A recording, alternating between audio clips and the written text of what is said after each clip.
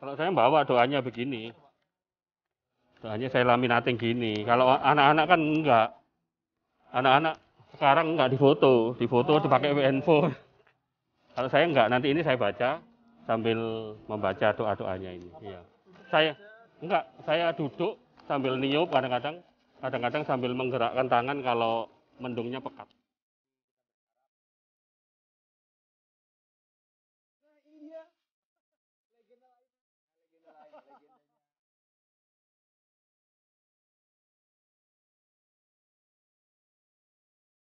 Di tengah seperti itu saya kembali ke keyakinan masing-masing lah ya. Tidak menampik bahwa ada orang yang punya kemampuan seperti itu. Tetapi secara logika memang sulit masuk akal ya. Dan kami hanya mencoba mengimbangi dari sisi saintifiknya. Kalau kami melakukan itu, dasar-dasar ilmiahnya ada, evidennya ada.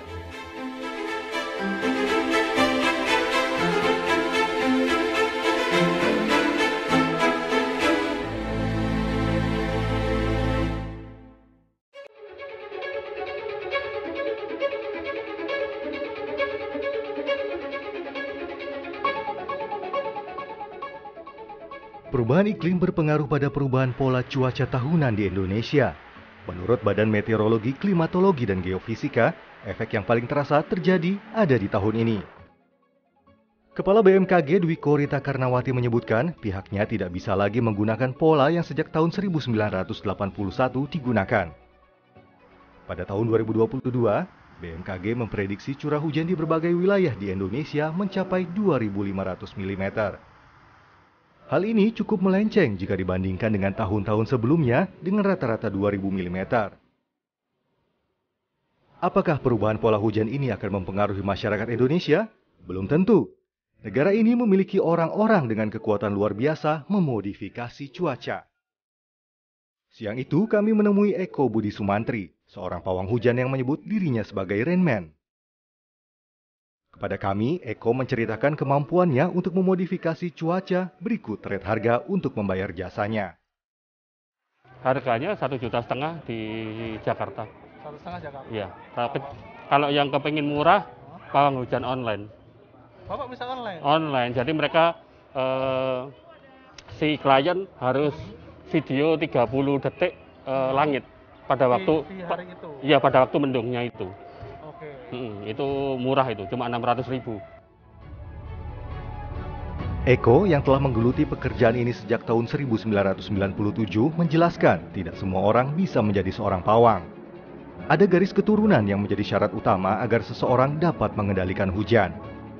Hal ini juga menjadi faktor penentu media apa yang digunakan untuk melakukan ritual menolak hujan.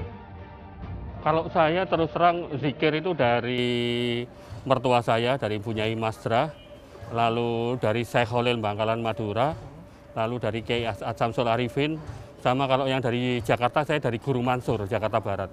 Itu leluhurnya Ustadz Yusuf Mansur. Saya dapat ijazah dari beliau langsung. Kalau secara garis keturunan, saya generasi kelima dari Mbah Santai dari Pasuruan. Saya kebetulan zikir pawang hujan saya ini memang berbeda dengan teman-teman yang lain. Mungkin yang lain-lain pakai sajen lah, pakai keris lah, pakai ini. Saya hanya zikir selama 3 jam di lokasi ya, sambil terus terang meniup mendung kalau ada mendung. Jadi iya ditiup gitu, Pak, ditiup gitu kalau ada mendung atau dengan gerakan begini. Oh, dengan gerakan. Iya, dengan gerakan begini. Tapi kita afirmasi memindahkan mendung dari daerah sana ke sana. Tapi kita harus tahu arah mata angin, Mas. Arah mata angin? Arah mata angin. Jadi kita misalnya ini di pik 2 ya. Arah anginnya ke timur. Berarti kita doa, ya Allah pindahkanlah mendung dan hujan dari daerah Pantai Indah Kapuk ke arah Gunung Sanggabuana Kerawang. Nah, itu kalau ke timur. Kalau ke selatan, ya Allah pindahkanlah mendung dan hujan ke arah Gunung Salak gitu. Kenapa kok harus gunung? Karena di hadisnya disebutkan hendaklah memindahkan hujan ke arah gunung, karena gunungnya diperlukan untuk irigasi dan macam-macam gitu. Oke, artinya kalaupun memindahkan juga harus ada fungsinya. Iya, betul. Harus bermanfaat untuk orang lain. Setiap pawang hujan beda-beda tiap daerah. Di Kalimantan beda, di Bali beda, Kalau di Jawa juga beda. Cuma saya memilih, alhamdulillah, saya dulu waktu nerima ilmu pawang hujan dari bapak saya nggak mau kalau ini klinik itu. Kalau klinik saya lebih baik enggak, karena susah jelaskan ke klien. Tuh, kalau nggak klinik artinya bisa dijelaskan, Pak? Loh, kalau klinik susah dijelaskan. Kok pakai keris, kok pakai tombak, itu kan saya bingung jawabnya. Kalau pakai zikir kan orang pasti berdoa gitu.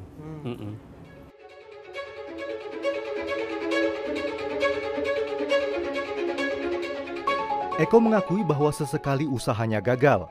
Maka Eko pun dengan rendah hati menjelaskan bahwa saat itu doa yang ia sematkan tidak sesuai dengan keinginan Tuhan. Sebagai bentuk tanggung jawabnya, Eko pun tidak meminta sisa bayaran yang sudah dijanjikan. Di persyaratan saya tulis, nomor 1, syarat pawang hujan Mas Eko sejak tahun 2007. 1, tidak ada garansi. Tidak ada garansi. 2, saya berzikir selama di lokasi. 3, klien tidak boleh menunjukkan ramalan cuaca dari BMKG karena itu mempengaruhi fokus saya.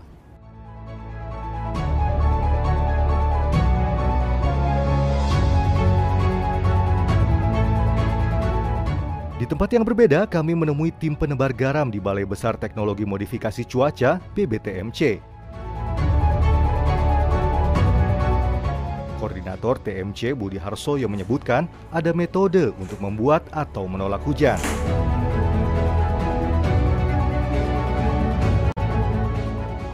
Kita tidak mengarahkan angin dan kita tidak mengarahkan awan, ya. Titik keberhasilan TMC ini adalah ketepatan menjatuhkan hujan dari awan yang bergerak terbawa angin. Gitu.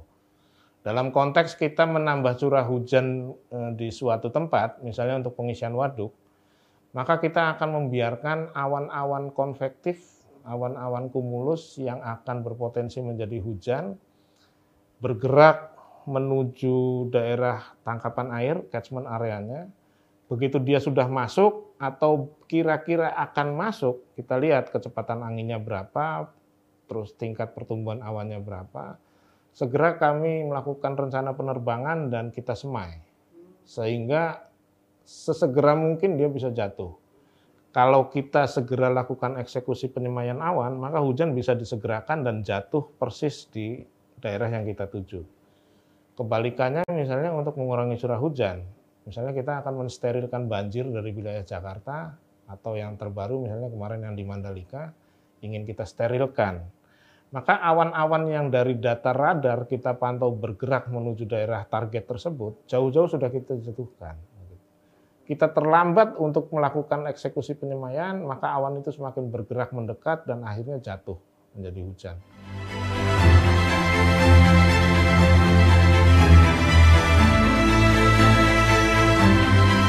Tarif layanan jasa TMC yang sekarang di era BRIN diatur dalam regulasi Peraturan Menteri Keuangan nomor 210 tahun 2021. Ya.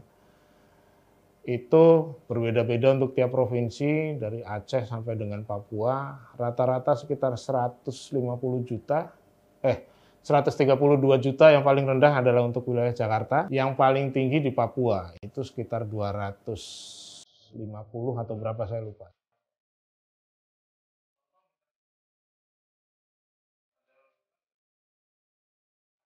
Baik supranatural maupun saintifik, nyatanya ada beberapa faktor yang sama-sama diperhatikan oleh para pelakunya.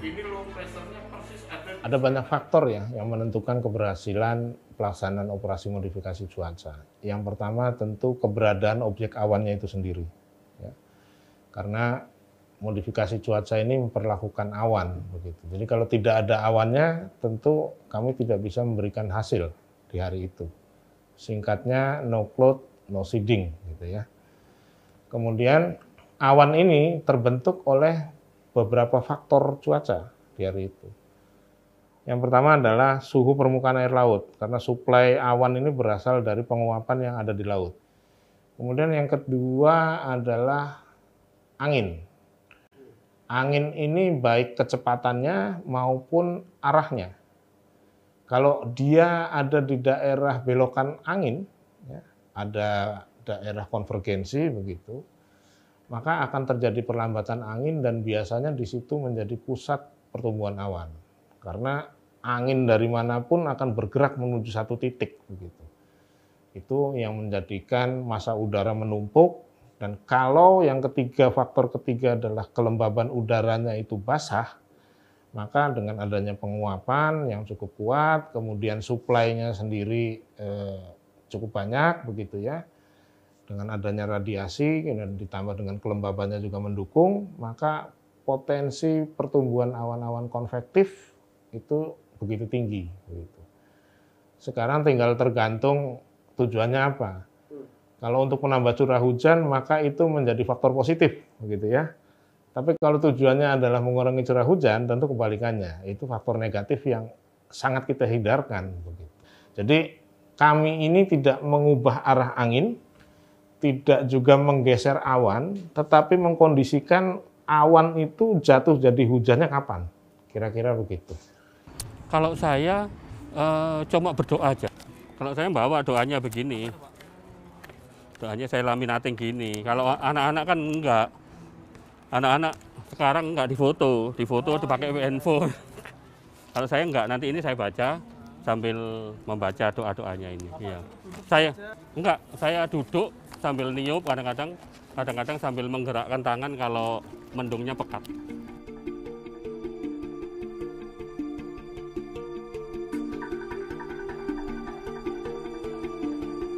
Kalau orang-orang WO, orang yang nikah.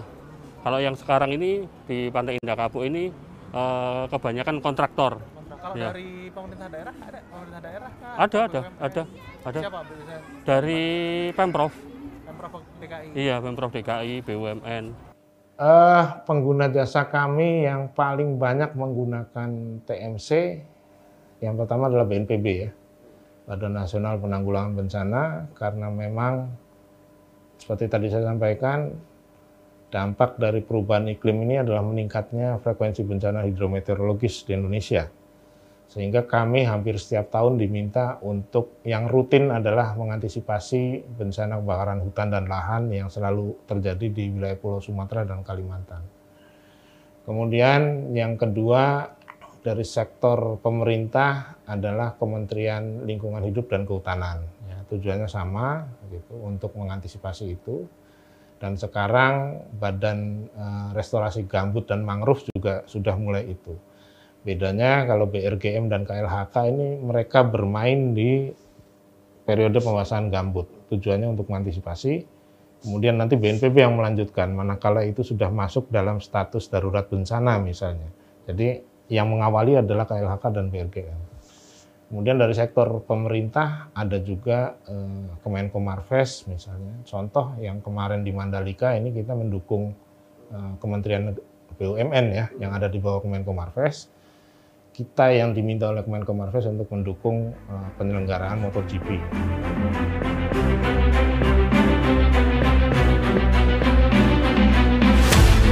Acara yang dimaksud adalah perhelatan MotoGP pertama di Indonesia, acara yang hampir gagal karena turunnya hujan.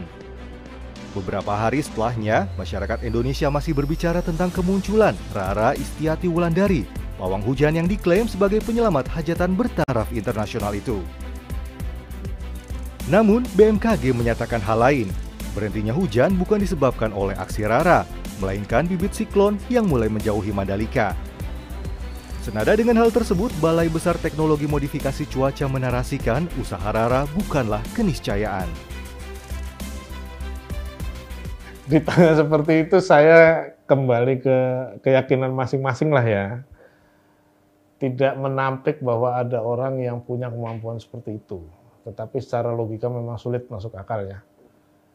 Dan kami hanya mencoba mengimbangi dari sisi saintifiknya. Kalau kami melakukan itu, dasar-dasar ilmiahnya ada, evidennya ada. Begitu.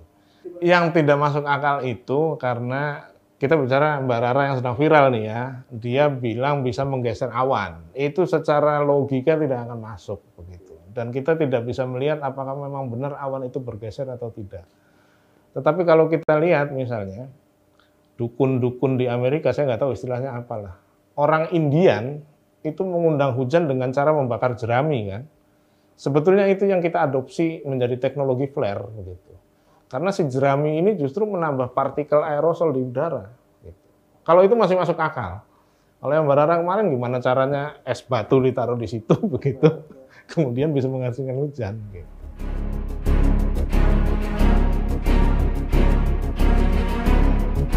Sementara itu, bagi Eko, ada hal yang seharusnya dilakukan agar mukjizat tidak diragukan. Tidak harusnya, mohon maaf nih, kalau pawang hujan itu skala internasional begitu jangan satu orang. Jangan satu orang.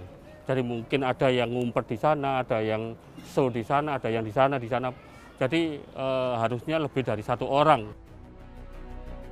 Kesuksesan sebuah acara adalah tujuan, apapun metode modifikasi cuaca yang dilakukan. Budi Harsoyo memiliki analogi yang dia harap bisa dimengerti oleh semua orang. Dan analoginya mungkin orang yang sakit, ada yang langsung percaya, saya kalau sakit pasti saya akan datang ke dokter atau ke rumah sakit. Tapi ada juga yang orang ke dokter dan ke rumah sakit tidak percaya, dia datang ke tabib ataupun ke